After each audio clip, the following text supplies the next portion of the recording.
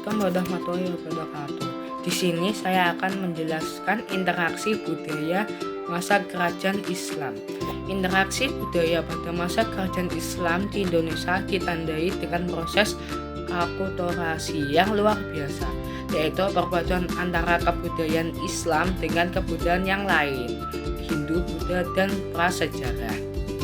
Proses penyebaran Islam yang damai melalui jalur perdagangan, pendidikan, pesantren, dan kesenian menjadi kunci utama keberhasilan akulturasi ini yang menghasilkan warisan budaya yang khas dan unik di Nusantara. Bidang-bidang akulturasi budaya. Akulturasi antara Islam dan budaya lokal terjadi di beberapa aspek kehidupan, menciptakan sinkretisme yang harmonis, seni bangunan dan arsitektur. Unsur arsitektur Islam tidak menghilangkan bentuk bangunan lokal, melainkan menggabungkannya. Contoh masjid, ciri khas masjid kuno di Indonesia adalah menggunakan atap tumpang atau bersusun, biasanya ganjil 3 atau 5, yang menyerupai bentuk menara atau candi pra-Islam. Atap tumpang ini melambangkan tingkatan spiritual. Contoh Masjid Agung Demak dan Masjid Agung di Kudus. Selanjutnya ada menara. Menara pada masjid kuno seringkali berbentuk seperti candi. Itu tersebut dari pengaruh Hindu Buddha dan umumnya tidak memiliki kubah seperti arsitektur Timur Tengah. Masjid kuno menggunakan beduk atau kentongan untuk menandai waktu sholat, bukan menara tempat azan. Pengaruh lokal. Makam tokoh-tokoh penting sering dibuat di atas bukit, pengaruh tradisi penghormatan leluhur, mirip punden Brunda, dengan nisan dan jerat yang dihiasi kaligrafi Arab dan ornamen lokal seperti teratai atau gunungan. Seni rupa dan seni ukir. Ajaran Islam melarang penggambaran makhluk hidup secara nyata, mendorong perkembangan seni ukir yang khas.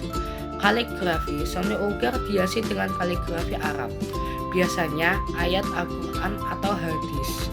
Seringkali dibuat dalam bentuk dekoratif yang menyamar, menyerupai motif tumbuh-tumbuhan atau alam untuk menghindari penggambaran makhluk hidup. Motif, ornamen flora dan fauna atau tumbuh-tumbuhan dan hewan masih digunakan, tapi dibuat tersamarkan, seperti ukiran sulur-suluran pada makam atau mimbar. Sastra. Seni sastra yang sudah ada di seperti tembang Mojopat dan sastra Jawa dipengaruhi oleh unsur Islam dan Persia. Bentuk-bentuk sastra. Hikayat, cerita atau dongeng yang mengisahkan tokoh sejarah atau pahlawan atau ajaran Islam. Contoh, hikayat Raja-Raja Pasai dan hikayat Amir Hamzah. Babat, kisah sejarah yang disisipi mitos atau legenda keraton. Contoh, babat Tanah Jawi dan babat Cirebon. Suluk, kitab-kitab yang berisi ajaran tasawuf, mistisisme Islam yang menyelaraskan nilai-nilai Islam dengan tradisi lokal. Contoh suluk Ujil dan suluk Sukarsa. Kesenian dan tradisi. Kesenian lokal dijadikan media dakwah penyebaran agama. Salah satunya adalah wayang kulit.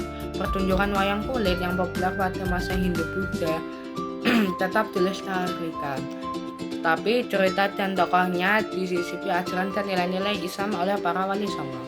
Selanjutnya ada upacara. Tradisi lokal seperti kenduri atau selamatan, tradisi 7 hari dan 40 hari kematian dan sekaten, perayaan Maulid Nabi, adalah hasil akulturasi yang menggabungkan ritual lama dengan nilai-nilai Islam. Selanjutnya ada sistem penanggalan. Kalender Jawa Islam. Sultan Agung dari Mataram menciptakan sistem kalender yang menggabungkan tahun Saka atau Hindu dengan sistem perhitungan Hijriyah atau Islam, seperti pengganti nama bulan Muharram menjadi Sunnah. Sekian dari saya. Assalamualaikum warahmatullahi wabarakatuh.